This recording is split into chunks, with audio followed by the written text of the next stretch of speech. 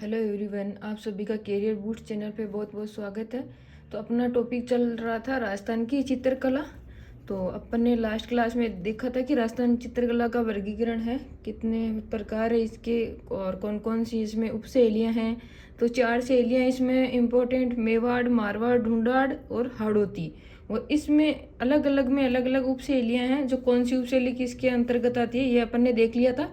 आज एक एक उपशैली को लेकर अपन डिटेल से पढ़ेंगे।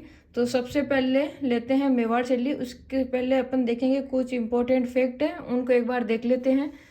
तो अपन ने बात किया था टेम्पोरा। टेम्पोरा है जो सूखी दीवारों पे चित्रण किया जाता है, उसको टेम्पोरा कहते हैं। और जो गीली दीवारों पे चित्रण किया जाता है उसको फ्रेस्को कहते हैं। सूखी दीवारों पे चित्रण किया जाता है उसको टेम्पोरा, और गीली दीवारों पे जो चित्रण किया जाता है उसको फ्रेस्को। और इसका उद्गम है जो इटली से हुआ था, और मुगल काल में यह कला भारत आई थी। और गोदना किसको बोलते हैं? जो मानव के चरम पर चित्रकारी, जो अपन पहले आजकल तो वो जो टेटू वेटू बनाते हैं उनको बोलते हैं, वो मानव के चरम पर चित्रकारी, उसको गोदना बोलते थे पहले। और बीकानेर के चित्रकारों को उस्ताद कहते थे, क्योंकि जो बीकानेर के जो चित्रकार थे वो अपनी पेंटिंग के नीचे नाम और तिथि अंकित करते थे, तो उनको उस्ताद कहा जाता था। और चित्रकार है उनको चित्तेरा कहा जाता है। और जोतदाना है वो राजस्थान की चित्रकला के चित्रों का जो संग्रहण होता है, तो उनको जोतदाना कहते हैं। और विभिन्न रंगों को मिलाकर जो एक नया रंग बनाया जाता है उसको डमका बोलते हैं। और सवान का चित्तेरा या चित्रकार वो जगमोहन माथोड़िया, और भैंसों का चित्तेरा है वो है परमानंद जी चोयल। और भीलों व बारात का चित्तेरा वो है बाबा गोवर्धन लाल, जो राजसमंद जिले से संबंधित है। और गांवों का चित्तेरा है वो है बूढ़ सिंह शेखावत, जो बीकानेरों से संबंधित है। और इन्होंने क्रांतिकारियों या स्वतंत्र सेनानियों का सर्वाधिक चित्रण किया था बूढ़ सिंह शेखावत ने। और ये बूढ़ सिंह शेखावत है जो बीकानेर राज्य से जिले से संबंधित है। और जो ब्लू पोट्री का जनक है वो है करपाल सिंह शेखावत, और करपाल कला के जनक भी बोला जाता है इनको। और ये सिक्कर से संबंधित है। और बतकों का चित्तेरा है वो फूलचंद, और बालों का चित्तेरा है वो अनिल सैनी। तो इस प्रकार ये कौन से चित्रों में कौन क्या क्या है आप एक बार देख लेना, ये फैक्ट है, याद करना बहुत जरूरी है, क्वेश्चन भी आते हैं ऐसे। और जो देवकीनंदन शर्मा है इन्हें है the master of nature and living object कहा गया है, देवकीनंदन शर्मा को। और जो राम गोपाल विजयवर्गीय है, जो राजस्थान के पहले चित्रे थे जिन्होंने अपने चित्रों की एक एकल प्रदर्शनी लगाई थी। और अब देखते हैं आगे। और ये राम गोपाल विजयवर्गीय हैं, वो स्वयं माधोपुर से संबंधित है। और ये एकमात्र है जिन्होंने अपने चित्रों की एकल प्रदर्शनी लगाई थी। अब अपन देखते हैं मेवाड़ स्कूल। तो मेवाड़ स्कूल के बारे में थोड़ा बेसिक देखेंगे और फिर इसकी उपशैलियों के बारे में देखेंगे। तो राजस्थान की जो मूल शैली है वो मेवाड़ को ही माना जाता है, और राजस्थान की शैलियों की जननी है वो भी मेवाड़ शैली को ही कहा जाता है। और राणा कुंभा थे, इनका काल था 1433 से 1468 ईस्वी। इनके काल को मेवाड़ में लोक कलाओं के उत्थान का स्वर्ण युग कहा जाता है। और 1450 में है गोकुंदा, जो उदयपुर में गीत गोविंद ग्रंथ का चित्रण हुआ था यहाँ पे। और गीत गोविंद के जो लेखक है वो है जयदेव। और इसमें गीत गोविंद में है जो श्री कृष्ण की लीलाओं का चित्रण किया गया है। और कुंभा जी ने है जो गीत गोविंद पर टीका लिखा था, जो रसिक प्रिया नाम से टीका लिखा था। और 1450 से 1500 में मेवाड़ का स्वतंत्र विकास प्रारंभ हुआ था। और 1451 में है जो बसंत विलास ग्रंथ का चित्रण है वो आचार्य रतनगिरी ने किया था। ये मोस्ट इम्पोर्टेंट फैक्ट है मेवाड़ शैली के बारे में। और जो मरकवती ग्रंथ का चित्रण है वो कुतुबन ने किया। और जो चोर पंचाशिका का चित्रण है वो विल्लन ने किया था। ये मेवाड़ शैली के चित्रण है और इनके चित्रकार है, याद रखना बहुत जरूरी है। और राणा कुंभा से पूर्व जो मेवाड़ शैली में चित्रकला के ग्रंथ थे उनके बारे में देखेंगे। जो सबसे पहले थे, पहला चित्रण है वो है श्रावण प्रतिक्रमण चूर्णी, जो 1260 में आहाड़ में कमल चंद्र ने चित्रित किया था। और उस टाइम शासन था तहसिंह का। और ये ताड़ के पत्थरों में चित्रित किया गया ग्रंथ है और राजस्थान का सबसे प्राचीनतम ग्रंथ है। और दूसरा वो है सुपना चरितम या सुपार्शनाथ चरितम, जो 1423 में चित्रित किया गया, जो राणा मोक्कल के समय हीरानंद द्वारा चित्रित किया गया था। और ये दोनों ग्रंथ है जो राणा कुंभा से पहले के चित्रित ग्रंथ है। और मतलब कि राणा कुंभा का तो शासनकाल 1433 से स्टार्ट होता है। वो पहले वाला जो श्रावण प्रतिक्रमण चूर्णी है वो 1260 में चित्रित हुआ था, और ये सुपना चरितम है ये 1423 में चित्रित हुआ था, महाराणा मोक्कल के समय हुआ था। और कुंभा के जो दरबारी चित्रकार है उनमें देखते हैं कि भीमक चंद्र है, इन चित्रों पर समय अंकन लिखा था, इनके चित्रों पे है था जो समय अंकित था। और मंडन था, उन्होंने वास्तुकला से संबंधित अनेक चित्र बनाए थे। और कुंभा ने है जो खुद ने वो संगीत राज संगीत मीमांसा ग्रंथ में चित्रण किया। इस प्रकार अब आगे देखते हैं कि कुंभा के काल में चित्तौड़गढ़ के महलों में सबसे ज्यादा है वो पशु पक्षियों का चित्रण मिलता है। और राणा उदय सिंह के समय चित्रण है, राणा उदय सिंह का समय 1537 से 72। इनके समय है जो परिजात अवतरण का चित्रण हुआ था 1540 ईस्वी में, जिसमें भगवत पुराण का चित्रण किया गया था। अब इनकी मेवाड़ शैली की उप शैलियां देखते हैं। सबसे पहले है चाउंड शैली। चाउंड शैली है, चाउंड शैली के बारे में देखेंगे फुल डिटेल से। तो इस शैली चाउंड शैली का है जो प्रारंभ है वो महाराणा प्रताप के समय माना जाता है। और महाराणा प्रताप का काल है वो 1572 से 1597 ईस्वी तक रहा है। तो प्रताप के समय है वो ढोला मारू कथा का चित्रण हुआ था 1592 में। और ये जो ढोला मारू का है वो अभी वर्तमान में दिल्ली के राष्ट्रीय म्यूजियम में रखा हुआ है। और ढोला मारू के जो चित्रकार है वो है निसारुद्दीन। तो ये है क्या, देखते हैं कि ढोला है जो नरवर एमपी के थे, और मारू है वो पुंगल बीकानेर की थी। और ढोला है उनकी आयु तो थी 3 वर्ष, और मारू की आयु थी 1.5 वर्ष विवाह के समय। इतनी छोटी उम्र में इनका विवाह किया था।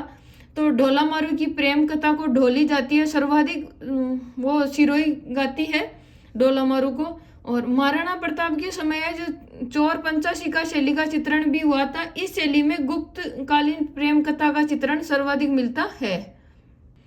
और जो चाउंड शैली है इसका स्वर्ण काल है वो अमर सिंह फर्स्ट के काल को माना जाता है। और इनका काल है वो है 1597 से 1620 में। तो सर्वाधिक वो विकास प्रारंभ तो हुआ था महाराणा प्रताप के समय, और स्वर्ण काल माना जाता है अमर सिंह फर्स्ट के समय। आप साथ साथ में नोट्स बना भी सकते हैं, फुल डिटेल से नोट्स बना के लेके आई हूँ मैं आपके लिए। एग्जाम के टाइम में ये नोट्स बहुत ज़्यादा काम आते हैं रिवीजन के लिए। बुक से रिवीजन नहीं होता है, डिटेल ज़्यादा बुक में रहती है, बट रिवीजन है जो नोट्स से होता है, खुद के लिखे नोट्स से बहुत अच्छे से याद होता है। अब देखते हैं कि स्वर्ण काल अमर सिंह फर्स्ट के काल को माना जाता है। तो अमर सिंह फर्स्ट के समय निसारुद्दीन ने एक रागमाला सेट तैयार किया था।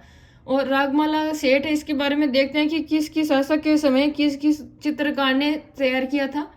तो अमर सिंह के समय तो किया था निसारुद्दीन ने जो 1605 में, और चाउंड शैली में किया था। और जोधपुर शैली में है उस समय 1623 में वीर जी ने किया था इसका चित्रकार, और राजा थे महाराजा गज सिंह। और उदयपुर शैली में है जो 1628 में चित्रित किया था, उनके चित्रकार है साहिबदीन मनोहर, और राजा थे जगत सिंह फर्स्ट। और रागमाला का जो सेट है वो 1768 में कोटा शैली में तैयार किया गया, जो चित्रकार तो है डालूराम, और शासक है वो महाराव गुमान सिंह। तो रागमाला का सेट है जो 4 बार चित्रित हुआ अलग अलग शैलियों में, और इनके समय शैली चित्रकार राजा वो चारों का यहाँ डायग्राम एक साथ बना दिया ताकि अच्छे से कंपेयर करके अपन पढ़ सकें। तो देखते हैं चाउंड शैली में तो इसको चित्रित किया था 1605 में, और चित्रकार थे नासुरुद्दीन। और जोधपुर शैली में इसका चित्रण हुआ 1623 में, और चित्रकार थे वीर जी। और उदयपुर शैली में चित्रकार हुआ 1628 में, और चित्रकार थे साहिबदीन मनोहर। और कोटा शैली में 1768 में, और इस टाइम चित्रकार थे डालूराम। तो रागमाला के अलग अलग चित्रकार है, अलग अलग समय हैं, और अलग अलग शैलियों में हैं। अब 2 नंबर की शैली देखते हैं, यह है उदयपुर शैली। ये मेवाड़ की उप शैली है। चाउंड शैली के बारे में देख लिया, अब है उदयपुर शैली जो मेवाड़ स्कूल की प्रतिनिधि शैली है। और महाराणा अमर सिंह फर्स्ट के काल में शुरुआत हुआ था। इनका काल है अमर सिंह का 1597 से 1620। और इस शैली का जो स्वर्ण काल है वो महाराणा जगत सिंह फर्स्ट को माना जाता है, जिनका काल है 1628 से 52 में। और वो जो देवगढ़ वाली है, नहीं सॉरी, चाउंड शैली है, उसका तो प्रारंभ माना जाता है महाराणा प्रताप के समय, और स्वर्ण काल है वो अमर सिंह फर्स्ट के समय। और ये उदयपुर शैली है, इनका शुरुआत माना जाता है अमर सिंह फर्स्ट के समय, और स्वर्ण काल है वो माना जाता है महाराणा जगत सिंह फर्स्ट के समय। और जगत सिंह फर्स्ट ने उदयपुर में चित्तौरी हवेली, तस्वीर और कारखानों है दूसरा नाम विभाग की स्थापना की थी 1628 में। और साहिबदीन ने जो रागमाला सेठ महाराणाओं के व्यक्तिगत चित्र बनाए थे, जो अपन ने अभी देखा था कि नासुर साहिबदीन मनोहर ने 1628 में रागमाला सेठ तैयार किया था उदयपुर में, और इस टाइम काल था जगत सिंह फर्स्ट का। और चित्तौरी हवेली विभाग है के मुखिया है जो चित्तौरों का दरगाह कहा जाता था। और जगत सिंह फर्स्ट के समय है जो राम काव्य, कृष्ण काव्य, रसिक प्रिया, व्यक्तिगत चित्र, गीत गोविंद, भगत पुराण का चित्रण हुआ था। और इस शैली में है जो प्रमुख रंग है उनमें देखते हैं कौन कौन से हैं। प्रमुख रंग एक तो है लाल और एक पीला, और प्रमुख वृक्ष है वो है कदम, और पशु है वो हाथी, और पक्षी है वो है चकोर। और इस शैली में है जो नायिका सौंदर्य है उसमें उसकी क्या क्या विशेषता है, उसमें है छोटा कद और छोटी गर्दन, और मीना करती आंखें, लंबी नाक, गोल चेहरा, चेहरे पे सरलता का भाव। और जो नायिका है उसकी सौंदर्य के बारे में ये वर्णन किया गया है कि छोटा कद, गठीली मूछें, अटपटी पगड़ी और विशाल आंखें, खुले होठ, लंबा साफा, दाढ़ी मूछों से भरा चेहरा।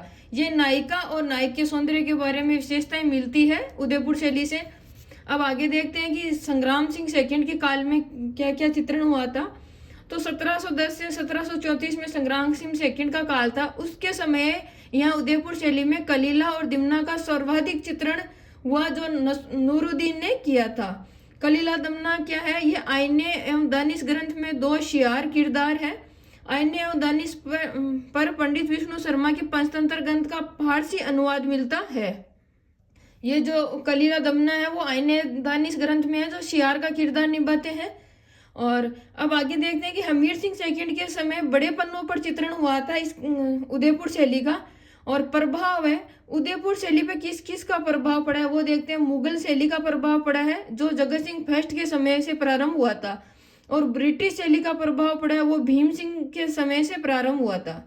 और इसमें देखते हैं उदयपुर शैली में प्रमुख चित्र कौन कौन से हैं। वो है कृष्ण राम जो धार्मिक चित्रण है, राजा की सवारी, दरबार, शिकार के 3D चित्र और भक्ति गीत चित्र। और जानवरों की लड़ाई है, जानवरों में हाथियों की लड़ाई मोस्ट इम्पोर्टेंट है।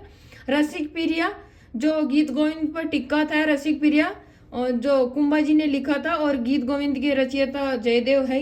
और भगवत पुराण, कलीला दमना, ये इस उदयपुर शैली की है चित्रण में ये मोस्ट इम्पोर्टेंट चित्र है। और अब देखते हैं कि चित्रकार कौन कौन से थे इस उदयपुर शैली में।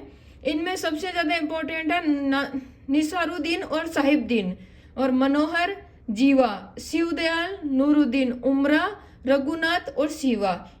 इनको बार बार रिवीजन करना है क्योंकि लास्ट में सारी शैलियों में चित्रकार है वो एक हो जाते हैं, नाम सब में सेम हो जाते हैं तो याद नहीं रहता है। इससे बार बार रिवाइज करने पे याद हो जाएगा। तो एक बार फिर से देखते हैं कि इस शैली में प्रमुख चित्रकार कौन है। जो निसारुद्दीन और साहिबदीन मनोहर को अपन ने पीछे देख लिया है, ये रागमाला के चित्रकार है दोनों। तो निसारुद्दीन, साहिबदीन मनोहर, जीवा, शिवदयाल, नूरुद्दीन, उमरा, रघुनाथ और शिवा। नूरुद्दीन ने है जो मुल्ला 2 प्याज के लतीफे चित्र किए थे। तो इनमें ऐसे याद रख लेना कि साहिबदीन और मनोहर इन्होंने तो रागमाला का सेट तैयार किया था, और नूरुद्दीन है उन्होंने है जो मुल्ला 2 प्याज के लतीफे चित्रित किए थे। तो इस प्रकार एक बार वापस अपन चित्र देख लेते हैं प्रमुख कौन कौन से हैं इसमें, एक बार रिवाइज कर लेते हैं। कृष्ण राम, राजा की सवारी, दरबार शिकार के 3D चित्र, भक्ति गीत चित्र, और जानवरों की लड़ाई में हाथियों की लड़ाई है, और रसिक प्रिया, गीत गोविंद, भगत पुराण और कलीला एवं दिमना। तो इस प्रकार देखेंगे अपन अब आगे की नाथ द्वारा शैली जो अगले वीडियो में देखेंगे। आज के लिए इतना ही बहुत है। एक बार आप खुद रिवाइज करना, वापस वीडियो देख के वापस रिवाइज करना, बार बार रिवाइज करोगे अच्छे से याद होगा। प्लीज चैनल को लाइक करें, कमेंट करें, सब्सक्राइब करें। जय हिंद, जय भारत।